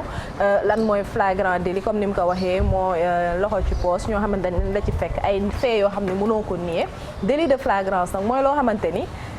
tout porte à croire que lii am na mais fekk ñu la ca comme xoon nga léegi genre délit yooyu nag moom mooy indi ñu dem instruction parce que dañuy am ay indices ak ay ramifications yu bëri yoo xamante ni moom mooy permettre ñu mun ko justifier wala mu nekk cas flagrant délit mais en association c'est-à-dire mu nekk ñu bëri defandoo ko ñu fekk fa rek benn nit ñeneen ñi daw xam nga foofu flagrant délit bi parce que comme par exemple booy def association de malfaiteurs ngeen nekk sàcc yu bëri ñu jàpp benn sàcc ñëpp xamante ni lii nii du benn nit moo ko mën def bien vrai que jàpp nañ kenn mais dafay dem instruction parce que dafa am ay ramifications loolu lañ naan délit de flagrant c'est-à-dire amaguñ tous les éléments yuy permettre ñu àtte ko donc loolu tam day dem parce que normalement bu fekkee flagrant délit bi toutes les conditions sont réunies en 48 heures dañ la war a juger donc parce que amul lu ñuy wër ak yooyu toutes les preuves yi ngi taxaw en fait mais su preuve manqué rek te ñu xam ni lii nii vraiment indice yu bëri si la ñuy wax délit de flagrance mais doo ko mën a tijjel li nga xamante ni moom mooy flagrant délit léegi nag lu mu si toftal mooy procédure levée immunité parlementaire parce que tout le temps su amee dañuy juger fait yi xool est-ce que fait bi am nañ tous les éléments parce que xanaa xamoo immunité nekk loo xam ne dañ ko war a gaaw a dindi parce que protection la et tout te dafa war a vraiment fait bi constant nga am justification moralité ak li nga xamante ni parce que ñoom député yi dañu war a am li nga xamante ni moom mooy comme corps de métier yi ni ñuy protéger wante yow tam boo nekkee député yeneen député yi balaa ñuy mën a xaawi lever sa immunité dañ ko war a def vraiment bu ñu sësee parce que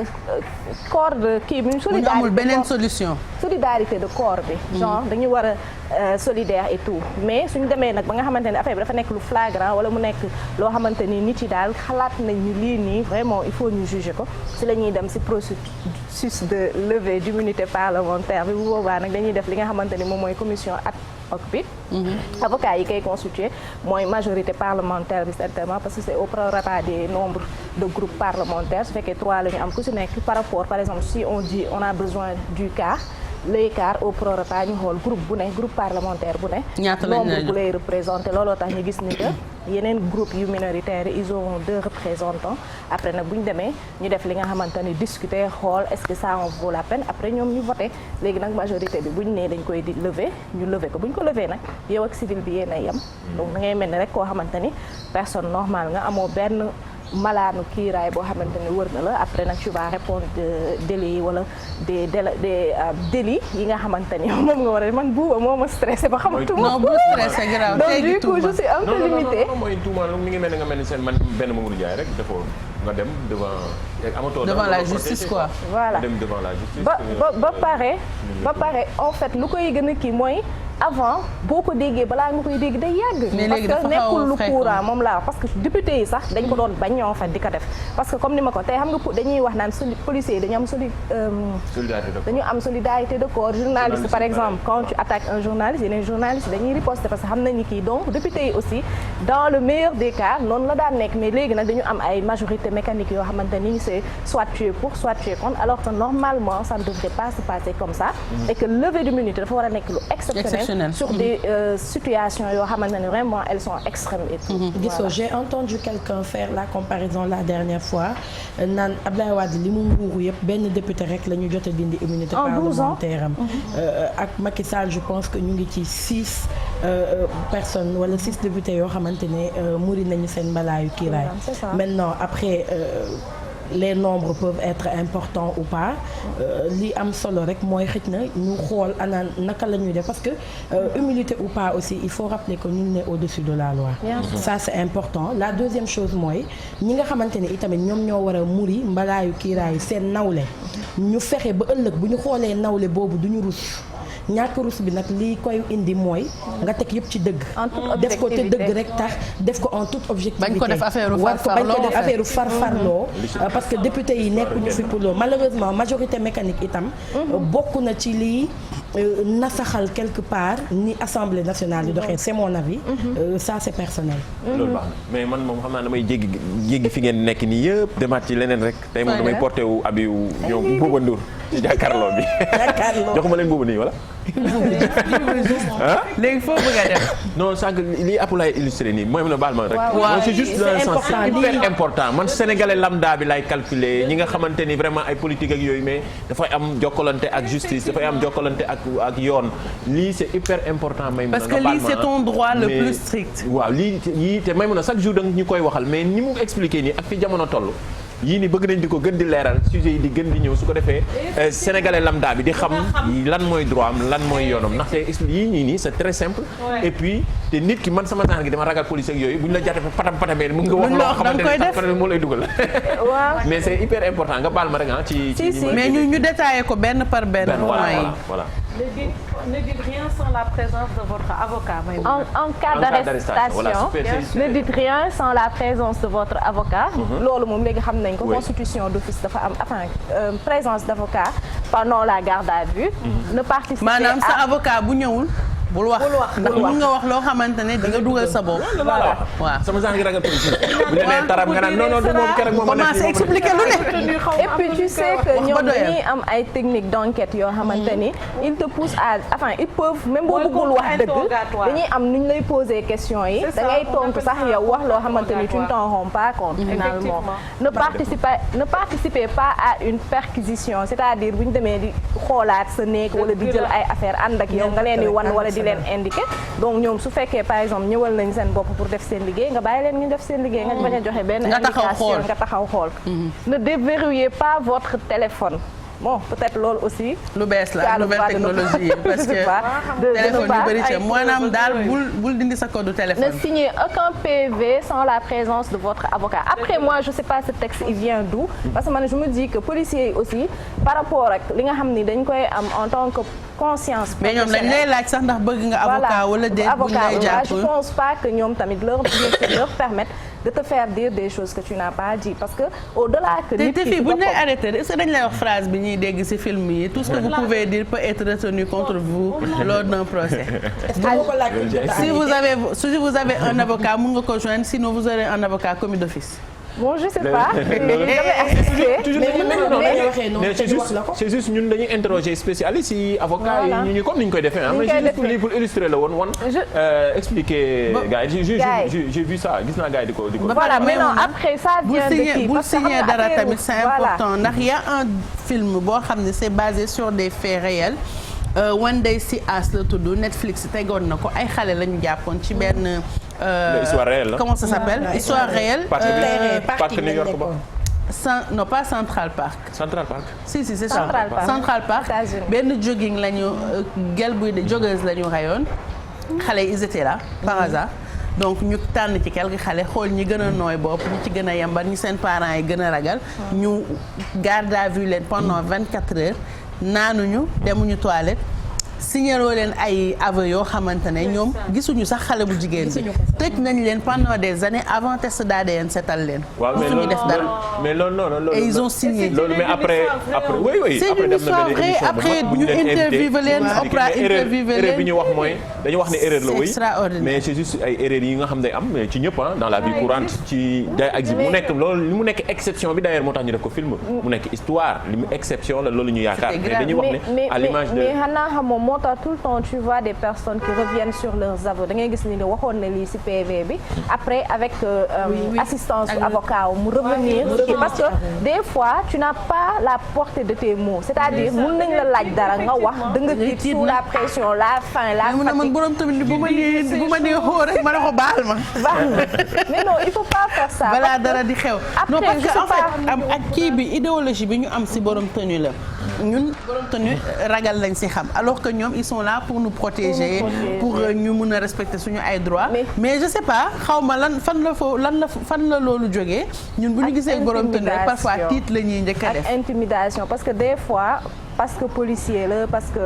gendarme la et tout am na nu muy ñëwee taxaw sa kaw sa kanam bu la waxee yaa def lii même boo ko deful wala participer da ngay ragal en fait mais wala ñu ne la yow yaa ko am nga moo tax tout le temps nit yi dañuy toog ni bi ma koy waxeewu ma ko woon nii après dañu naan nit ki dafa war changer c'est pas ça il a pu dire quelque chose mais c'était pas dans le contexte bi ñu ko laajee moom moo tax tout le temps dañuy wax ni que silence moo gën lépp parce que xam nga nit waxuma moom kenn mënul ci dara tu as quelque chose à dire maintenant su avocat bu ñëwee et que vraiment tu as des éléments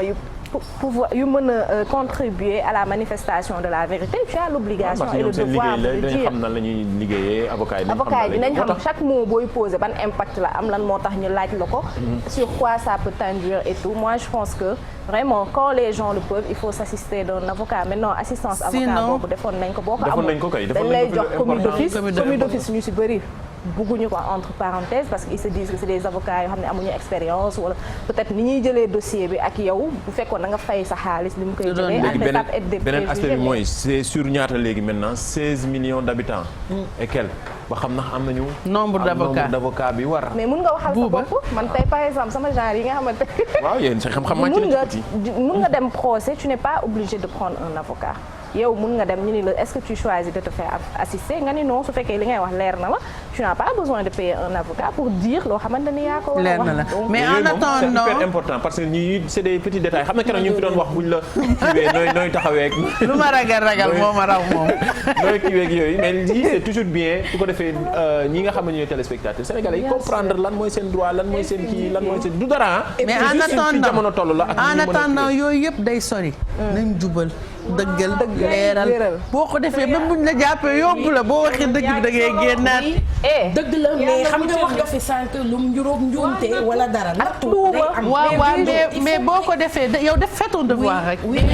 il faut nga préparer wu à tout. gis nga wax la gis nga Sénégal. Sénégal baal ma coro de te couper dafa am ñoo xamante ni am nañ fitu nga laaj leen ñu ne maa gis maa fekkee joxañ nit alors que gisuñu fekk da ngay seet des fois da ngay mais ñoom dara du leen ci fekk après. voilà loolu dañ ci war a wax parce que am na ñoo xamante ni mën nañ ñëw nettali wax ni la lii la kii diw la lii la soloon alors qu'ils n'ont rien. mais dara du leen ci fekk après. dara mun na leen ci fekk bu fekkee ki nga xamante ni moom la ñu induire ba ñu tëj ko kooku bu porté plainte mais bu porté wul plainte y a aucune action derrière. donc imaginer nag ñu tuumal la waxal la fekkee woo yëgoo ñu jël la yóbbu aussi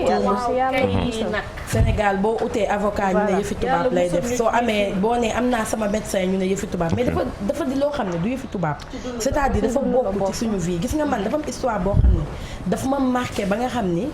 man dama mës a dem camp pénal invitation benn événement bu ñu doon defaral prisonniers yi ma daje fa ak benn waajoo xamante ne fekk naa mu def fa 13 ou 15 ans. ci li ñu ko doon toppee man bi ma ko gisee toog waxtaan ak moom 3 semaines après. laa gis ñu bind journal que acquitté nañ ko et que li ñu ko doon toppee masu ki def dara. pour que nekkete man li may gis waa ji di wax histoire am un peu partout. xam naa doomam te xaw ma woon ni que moom moo ko jur. kooku après ñu bàyyi ko. mais alalam saaw na ay njabootam tas na doomam yi ñiy màgg ci ginnaawam xamuñu ko jabaram yi divorcé kooku tey ba fii ma toog di wax ak yow il se retrouve plus dans la société limite bu génnee delluwaat prison di waxtaan ak ñooñu moo ko gënal li mu am parce que ñooñu la gën a xam ak yu mel noonu donc c'est des choses yoo xamante ni ça peut arriver ñaanuñu ko yàlla mais en tout cas bi booy dund comme on dit dund bu sotteegul lu ne xaj il faut que préparer lépp ku nekk mesurer impact sa wax impact say fait parce que am na ñoo xam ne wax nañ benn wax dem tëdd fële mais seen wax li muy yàq kenn xamul jàmbur yàq na quotidien jàmbur te tey Sénégal suñu système judiciaire bi ni mu tëddee tey même bu ñu la yàqalee pour rek ñu dédommager la c'est un long processus ba pare xaalis bi balaa nga ciy jot te demee des fois sax du demee noonu et puis dara ko dul jaral parce que comme on disait la dernière fois ñun dëkku sutura la sac la. te parfois sa yow da ngay bëgg génn ci loolu rek passer à autre chose. bul perte sa temps partel passe à autre chose. mais Sénégal li ñu war a njëkk a bàyyi mooy mbuuni mbaa mandat de dépôt c'est-à-dire dans les plus grandes démocraties mandat de dépôt exception la ñun Sénégal mandat de dépôt règle la fi. et c'est te dafa metti détention préventive ci yeneen dëkk yi may mun a exception Sénégal nag la doon règle moo tax toutes les prisons sont pleines les gens ne sont pas dans les conditions qu'il faut parce que également ba pare man solo détention préventive xam nga lan moo ma si metti buñ la jàppee tëj la di xool vérifier ndax li nga def yow la wala du yow nga perdre temps après ñu déterminer que ne du yow fekk tëj nañ la bu yaa ngi yàqal la sa xam nga tey système bu ne ak nu muy doxee malheureusement le système mun na évoluer voilà à l'étranger wala si dëkk occidentaux yi ñoom ki la accusé mooy indi preuve ñi la jàpp ñoo lay tegal preuve ne la vous avez fait ñun nag bu ñu la jàppee tu prouves que tu es innocent suñu système noonu la demee loolu moo tax ñoom bu ñu la jàppee c'est comme si toi tu es coupable maintenant yow mi nekk ci prison bi yow mi nga xamante ne yow lañ jàpp yow yaa war a indi ay éléments pour prouver ton innocence je pense que foofu lañ war a gën a évoluer xool parce que accusation nit ki boo ko jàppee nga ne ko yaa def lii yow tegal ko ay éléments yoo xamante ni moo koy incriminer nga ni lii bi mais jàpp nit teg ko ci kaso moom ak ay mbokk ñu war a dem di indi ay éléments pour prouver que je pense que foofu le débat bi gën a faussé déjà en tout cas am na solo de c'est des affaires justice yeeg yoon yeeg c'est un peu dafa sew te gars yi dañu comprendre man sama genre yu bari duñu comprendre moo tax à chaque fois quand may mën a di def rubrique am yi daf may intéressé bu baax man mii dama ciy gën a gëstuwaat ci xam ne petits trucs yi nga xamante ne dinañu permettre ñu gën a kii ndaxte fi mu ne nii comme que jamono day évoluer comme ni nga wax nii déjà man comprendre mu ko woon xam na ce qui se passe en Europe man ñun ñëpp dañu yaakaaroon ni noonu la war a mën a demee textuellement te pourtant parce que bu ñuy jàng dañuy expliquer textes yi xew en France ci côté pénal bay film yi ñuy seetaan dañuy yaakaar ni loolu moom noonu lañu demee or du noonu loolu c'est bien toujours spécialiste yi di ci wax tamit ñun ñu on apprend beaucoup de choses et vraiment mi ngi noonu daal yal nañu yàlla musal et puis voilà. merci comme ni ñu koy waxee ñu chaque jour suñuy jeexalee suñu phrase yal nañu yàlla musal. waaw tey dama leen jox buuba. loo convoqué tey. merci beaucoup Maïmouna pour rubrique bi nga indi am na solo donc ñu doon waxtaanee flagrant délit délit de flagrance ak aussi immunité parlementaire Mado bul tiit da ngay gën a xam sa ay droits gën a xam sa ay devoirs moytu même bu fekkente ne tuuma du weesu et que chaque fois nit mun na la ko teg comme ni ko Maïmouna waxee balaa ngeen di ji nit dara xalaat bu baax conséquences yi nan lay demee ak li ngay wax est-ce que réellement dëgg la boo toogee wéet yow kese ndax li nga wax du la sonnal wala nga regretter ko bu baax et que est-ce que soo jàkkaarloo ak sa seetu yow di nga mun a xool sa bopp ci bët ne man kat je suis fière ci li ma def c'est important balaa ngay jiñ doomu jàmbur dara. merci beaucoup pour rubrique droit bi semaine prochaine ñu def droit wala économie gën a xamale nit ñi ak seen droit ak seen i devoir ñu continuer en beauté ak Mado tey loo xamante ne am nañ ko fii dañ koy xooj di naan jus bi neex lool mais en dehors de jus bi Mado nekkete mun na defar suñu yaram ak suñu kanam aussi. effectivement Bijou donc ñu ko gën a xamee ci hibiscus wala ñun ñu koy waxee li nga xamante ne moom moo di bisaab boo demee ba Guinée sax ñu di ko tuddee oseille de Guinée ñun fii ñu tàmm xooj ko ci li nga xamante ne moom moo di ndox di ko naan muy def nag ay bienfait yoo xamante ne macha allah mais comme ni ñu koy waxee saa su ne di nga gis ay nit yoo xamante ne dañu gëstu ba léegi dañ ko dem dugal ci li nga xamante ne moom moo di sunu wàllu cosmétologie wala cosmétique ndax bienfait yi ñu gis muy def ci li nga xamante ne moom moo di peau bi donc trésor naturel u Afrique la comme ni nga ko waxee sànq moo tax ñu naan que fii xam nañ ko di ko faral di naan bu baax mais nag dañu gis ni que c'est un puissant hydratant parce que dafay dundal bu baax li nga xamante ne moom moo di sunu yaram dañ koy hydraté ba léegi da ngay gis ni dañ koy fekk ci diw yi am na ñenn ñoo xamante ne dañ koy def sous forme de poudre pour di ko def ay masque pour notre visage di nga dem ba gis li nga xamante ne moom moo di ces huiles de hibiscus là parce que comme ni ma ko waxee dafay hydraté bu baax li nga xamante ne moom moo di sunu yaram donc ñu ngi demee ci wàllu épiderme bi da ngay gis que huile boobu moom dañ koy faral di ko utiliser te li ci gën a neex mooy dafay absorber bu baax li nga xamante ne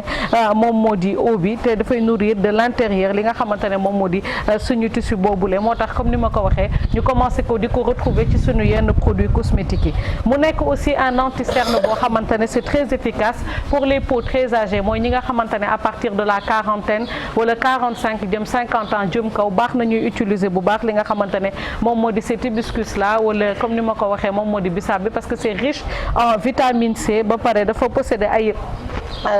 dafa am ay vertus yoo xamante ne moom la ñu wax antioxydante moo tax ñuy naan que dafay faral di rajeunir li nga xamante ne moom moo di ces peaux matures là ba tax na on leur demande d'utiliser ça donc tout ce qui est peau morte parfois aussi da ngay gis daf koy dindi bu baax ci kanamu sunu li nga xamante ne moom moo di sunu kanam moo tax tu verras certaines personnes dañuy utiliser cette poudre là di ko mélanger di ko def li nga xamante ne moom moo di masque ma jox leen benn masque boo xamante ne mun ngeen ko utiliser rapidement seen kër bu fekkee amu leen ko en poudre wala ngeen am ko en huile mi nga jël li nga xamante ne moom moo di bisaab boobu la ci boppam nga xooj ko ci ndox bu tàng pendant 20 minutes bon wala ndox bu cedd boo demee ba nga xamante ne xooj nga ko di nga gis que peau bi dafay xob bi dafay nooy bu nooyee ba pare li ngay def mooy mun nga ko dugal ci sa mixeur nga mixé ko bu baax a baax donc boo ko mixé ba mu yàgg moom ngay jël segg ko s'il le faut donc di nga gis li nga xamante ne moom moo di xobu bisaab boobu nga ber ko ak pâte bi nga xamante ne moom ngeen gis tout de suite à l'antenne moom ngay jël mélanger ko diw ko ci sa kanam nga bàyyi ko ba mu wow bu woowee nga fëgg tuuti li nga xamante ne moom moo di xob bi bàyyi li di pâte bi ci boppam mu reste bu baax sur le visage pendant 10 à 15 minutes boo paree nag nga jël li nga xamante ne moom moo di eau tiède wala ndoxu robinet nga raxasee ko li nga xamante ne moom moo di sa kanam non seulement daf koy jox éclat dina ko hydrater te ku xam li nga xamante ne moom moo di bisaab dafa am ay li nga xamante ne moom moo di ay coloration yoo xam ay pigments yoo xamante ne dina colorer doon jox une belle coloration li di sa peau kon nekk na huile boo xamante ne je pense que nit yi mën nañ ko utiliser te dafa nekk xob boo xamante ne dafa am solo mu di fleur bi mu di doom yi nga xamante ne moom lay joxe yëpp boo ko mélanger wala huile bi daf lay jox ay effets bénéfiques baax na ci yaram baax na ci li nga xamante ne moom moo di karaw moo tax tey ñu indi leen ko parce que en ce moment il fait très froid et il y a des personnes yoo xamante ne ils ont des problèmes de peau comme ay peau sèche ak yooyu comme nit yi nga xamante ne waxoon naa ko sànq ces personnes âgées là parce que tout le temps ils ont des difficultés pour traiter leur peau kon mën nañ dem wuti li nga xamante ne moom moo di huile de bisaab boobu wala bu fekkee amuñu ko xob bi comme ni ma leen waxee de temps en temps di ko def ay masque dina leen jëriñ te dina leen jàppale bu baax ci li nga xamante ne moom moo di seen bien-être peau bijou. waaw xob bi. waaw ak huile bi wala loo si def. non bu fekkee ne amuloo huile bi ci boppam. wala poudre bi. yow si ko fee da ngay jël xob bi ci boppam naturel. nga raxas ko ba mu set jël pendant 20 minutes nga def ci ndox bu tàng wala ndox bu cedd. ça permet de ramollir li nga xamante ne moom moo di xobu bisaab bi xam nga day wow. day mel ni ku nooy voilà léegi bu nooyee ba pare nag nga jël ko yëpp dugal ko ci mixeur. ak ndox xam bi nga boo ko mixé voilà ak ndox bi ça va te donner cette pâte blanche là ngeen di gis nii donc y a des petites dina am tuuti xob yu fay des. du mixé wu bu baax mais mun nga ko jël def ko ci sa kanam boo ko defee ci sa kanam le masque il s'assèche mooy dafay wow bu woowee nag les petites herbes là wala xob yi yii des nga fëgg ko bàyyiwaat kii bi produit bi masque bi mu gën a fixé bu baax bu fixé nga lenkali ko ak ndoxu robinet wala ndox bu nugg comme tu veux nga xool effet bi nga xamante ne moom lay def ci sa kanam moo doon wax maanaam dina ko hydrater dina dimbale nit yi nga xamante ne dañu am cerne ba pare dina ko jox une belle couleur parce que xam nga comme ni ma ko waxee bisaab dafa am ay pigments de coloration légèrement di nga gis day rouge soo léeg-léeg boo wonee lor sax ñu naan la den naan ndoxu bisaab dina rafetal sa doom waaw day rafetal tamit yooyu lañ lay wax voilà c'est vrai bisaab am na solo Mado lii de dinaa ko tester sama kër tey il faut of may nee na ndax mixeur bi muy defaree jus bi la boobu la kay boobu la kay ak yow masque bi tam xam naa pen nga koy defaral wala nga jël poudre bi directement yow dafa bëri chroniqueur ñii dañuy message ñii di wax ci nopp bi am na ñoo xam ne dañuy woote ñoom boo waxul li ñu wax waaye yàlla baax na merci beaucoup Mado pour rubrique beauté bi nga xamante ne yomb na soin soxlawul muy cher bisaab rek soo ko amee xooj ko tuuti mixé ko ba mu nooy nga diw sa kanam bàyyi masque bi wow nga raxasaat am éclat bu nice ak peau morte yëpp mu dindi ko merci beaucoup Mado ci li ñu indil tey ci wàllu beauté ñu jàll sans plus tarder ci biir anniversaire yi alors am nañu perdu de vue avant loolu koo xamante ne mi ngi tudd Serigne Bassirou Niass ñu koy woowee Bas moom mi ngi am 30 ans donc mi ngi dëkk Touba Daaru Marnaan depuis 2016 la réeroon seen waa kër ça fait 5 ans quand même mi ngi jugoon Touba dem Dakar pour liggéeyi bu fekkente ni gis ngeen ko mun ngeen woote ci 77 742 52 92 wala 77 463 48 48 Serigne Bassirou Niass ñu koy woowee Sëñ Bass mi ngi jóge Touba Darou Marnane depuis 2016 5 ans ngi nii ñu koy wër bu dee gis ngeen ko xàmmee ko dafa jóge woon Touba ñëw Dakar pour ut liggéey donc ngeen woote au 77 742 52 92 wala au 77 463 48 48 ñu jàll ci anniversaire yi commencé ko bu joyeux anniversaire à Amina Ka. Donc happy birthday Amina Ka de la part de toute sa famille ñoo koy souhaiter un joyeux anniversaire. Happy birthday à Koumagnon de la part de toute sa famille. Joyeux anniversaire à Madame Anne chérie Medoune Lay. Happy birthday à toi de la part de ton mari. Joyeux anniversaire à notre papa Libas Anne de la part de toute sa famille. Happy birthday à Madame Nyon Fatou Mbaye de la part de toute sa famille. Joyeux anniversaire à Koumbali Madame Dia à Paris. Happy birthday à ma mère adorée Adja Ndeye Diop moom la ñuy souhaiter un joyeux anniversaire. Happy birthday à Ngoné Ciss fille de Mame Fatou Ndour et Mansour depuis Yarar. Joyeux anniversaire. Happy birthday to you Dadouche borom Marrakech. Joyeux anniversaire à Assi Gueye Madame Mao Cissé de la part de ton mari et de ta très chère maman. Happy birthday à Adja Aïssatou Diallo de la part de toute ta famille. Joyeux anniversaire à notre papa adoré Babacar Faye depuis Sébikotane Soulouf de la part de la part de tes enfants et de toute la famille Faye. Excusez-moi, c'est pour rire. Joyeux anniversaire à Mariama Sow, dite Ami Collé Sow, de la part de tes amis. Angouma, ouais. Happy birthday à Yassay Diaby de la part de ta famille depuis Kër Mbaye Fall. Joyeux anniversaire à notre cousine d'amour Fatou Sow de la part de Mami Mbow, Anta Gaye et Adja. Happy birthday à Mohamed Fadel Dramé de la part de Tonton Mara. Happy birthday à mon bébé Ibra Fall Sow de la part de papa, maman. Grand-mère de ta part de ta chérie Thioro. Qui sa chérie la? Lui c'est mon amour, sama chérie la. Chérie Ibra sama yeneen xale yi ci famille bi yëpp dañ leen di xëccoo mère yëpp rang ci moom nag kenn rangul ci moom donc je suis seule aaw buur këram jusqu'à ñeenteel. donc longue vie à toi mon bébé et dundal màgg te barkeel inchallah love you. Joyeux anniversaire à Madame Ndiaye Coco Djilan de la part de ton mari et de ta maman et de ta cousine bi tam sa anniversaire. kii sama kii elle c'est ma cousine. ana waa mairie ba. C'est mon ami, donc Coco, longue vie à toi. C'est de la part de toute la famille. On t'embrasse très fort et merci pour tout ce que tu fais pour moi et pour tout cet amour. Je t'aime moi aussi. Happy birthday à Binta Kassé, c'est de la part de adjudant Saliou Faye. Joyeux anniversaire à Raki Diankra depuis Washington, chérie Alpha Diallo, de la part de Awa Signaté. Joyeux anniversaire à Mariam Bangoura, Borom Mariste, Talibé Mambamba. Happy birthday à Khadija Toussi de la part de toute sa famille. Joyeux anniversaire à Jamila Diallo de la part de sa famille et de ses amis. Happy birthday à Ousseynou et Hassan Fall de la part de leur maman Mati. Happy birthday à Mariam Dramé, fils de Ndeye Fatou Cissé depuis Sangalkam. Happy birthday à Ibrahima Khouma depuis Kër Ndiaye Lo.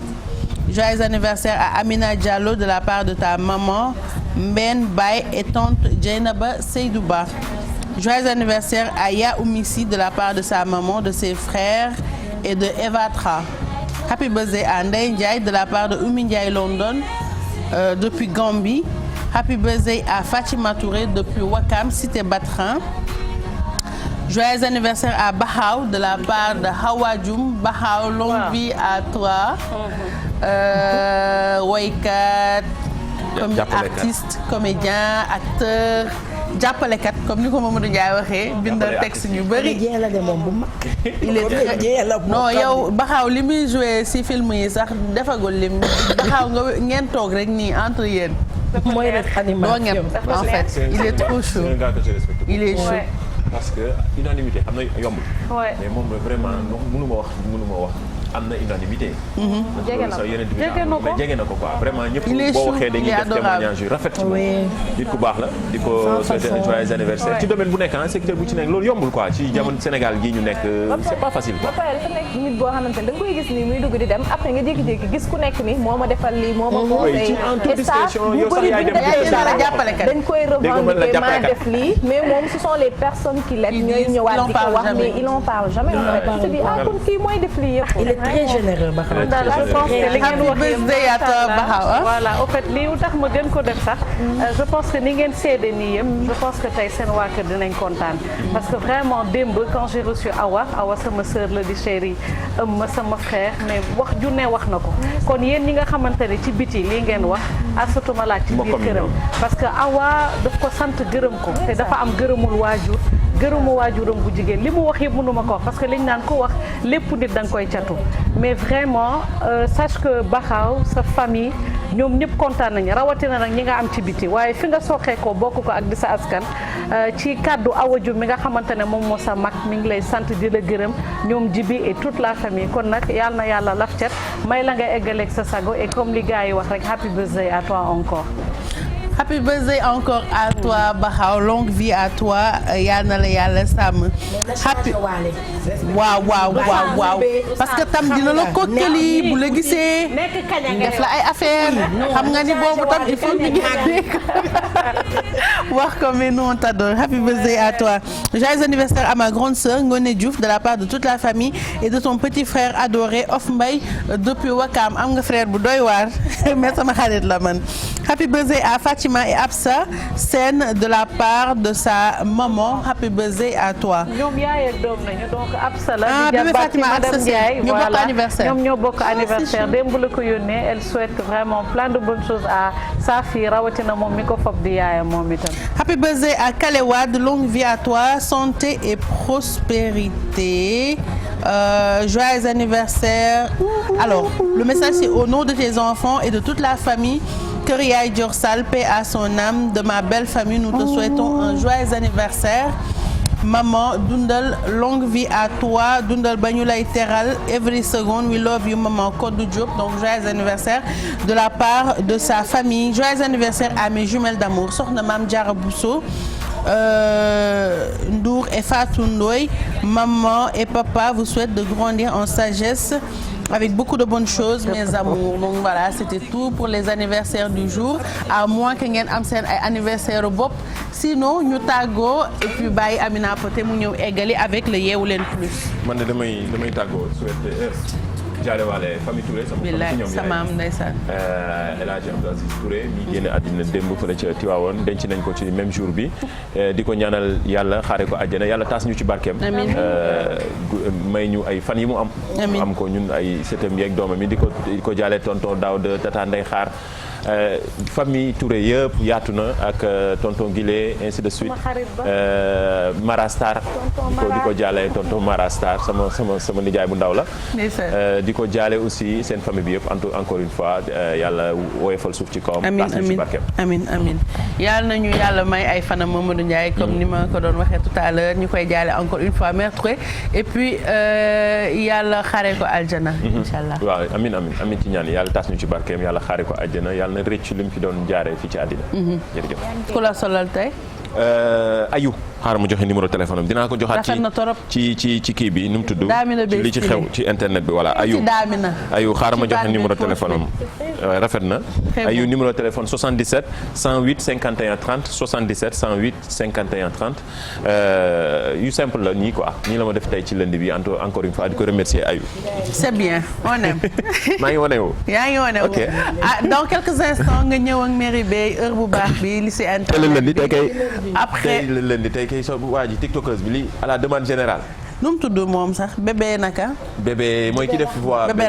Rahma donc moom mooy ñëw tout à l'heure bébé Rahma Mamadou Ndiaye ngi lay xaar. comme ça ngeen defandoo li ci internet bi. ñun dinañ ko suivre et puis guddi sport à la une. waaw incha allah ak. moo tax maa di ngay gaañu moom dafa diis ci yow Massa. oui dafa diis mais yàlla baax. Massa jaajëf ci kanam noonu la xale day liggéey xale nga. kese bokkoo ak ñun ay mag lañ suñuy yef fa nag. ak xale yeeg yooyu. bokkul du benn. jërëjëf Ndiaye ba ci kanam. jërëjëf. ciao. ba suba waaw ba suba incha allah sa bleu blanc nice na yow tam. waaw merci beaucoup nen netaal waaye yaa ma inspiré. nen netaal ba tey donc merci à elle. xam naa man tam du ma sori Mamadou Ndiaye je vais juste en profiter pour jaalewaat toute la famille Dioum de la Patte d'Oie nga xamante ni démb dañu ñàkk seen doom Ibrahima Ndiaye Ibou wala Ibou Lox comme ni ko jegeñaale yëpp doon woowee di ko jaalewaat bu baax yaayam parce que xam nañ ni c'est très dur de perdre son enfant amul benn waajur bu bëgg suul doomam donc yàlla na suuf foyof ci kawam suñu borom may leen xolu muñ yéen ñëpp yaayam yaayam yëpp daal ak nijaayam yëpp donc encore une fois ñu ngi feddaliwaat suñu condoléances ci famille bi yëpp merci Bijou j'en profite également pour remercier Nen Neta comme je l'ai dit pour ma tenue de ce matin xam naa ni valise bi moom balaa moo jeex dinaa fi toj donc yaa ngi fi toj moom waaw donc mi ngi noonu merci beaucoup et puis à demain inchallah Bijou pour beneen Yeewu Leen à demain dans Yeewu Leen ak Thioro Mado yow rendez-vous demain aussi. Demain après-midi ci seetu bi. ñëw matin bi inchallah yomb na de yewuma lundi mardi mais je vais faire rek Bijou comme ñoom ñii rek ñoom Thioro ak Mamadou demaat fi nga xamante ne fa laa dëkk fa laa bokk di Podor rawatina sunu quartier. Coof yi ndax dañ fa jot am ay dëcc yu metti ci week-end bi ki nga xamante ne moom moo di yaa Kumba Bari sunu yaay jooju yàlla na ko yàlla xare àjjana ak doomam bu jigéen bi nga xamante ne aussi moom moo di Aminata Diala ma màggee seen kanam vraiment donc mu yaay ak doom jiitu 2 jours après ki nga xamante ne moom moo di sunu bàjjen moom itam waaye ki nga xamante ne aussi moom moo di Tata Didi donc vraiment maa ngi ànd ak la famille Diaw Wan Taal Sow lii ku lim da ngay jum di jaalewaat waa Podor gépp di leen de masawu naqar boobu nga xamante ne ñoom ñoo ko bopp gëj naa fa waaye nañ jàpp ne naqar bi ñun ñoo ko bokk ak ñoom. merci beaucoup Mado à mercredi dans Yeewu Leen. suba ci seetu bi Maïmouna. merci Bijou. Merci à ñi ñu doon seetaan c'est un plaisir d'être avec vous aujourd'hui comme je le fais je remercie Glam Baye Mbène pour la très belle perruque teinte mun ngeen ko jot 77 480 55 à lundi inchallah. à lundi Maïmouna Sophie. merci beaucoup à demain inchallah ci beneen recette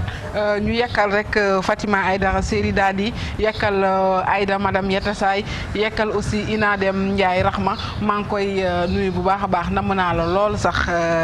Ndiaye Diatta Ndiaye à demain inchallah bisu ci beneen recette. merci beaucoup Sophie à demain man nag bu may tàggoo dama bëggoon souhaiter joyeux anniversaire nit bu important ci man. nit koo xamante ne daf ma bëgg ba ma xam ko ñu tourné yàlla def ne ndekete man ak moom ay mboq lañ suñu maam yee bokk mu nekk sama cousin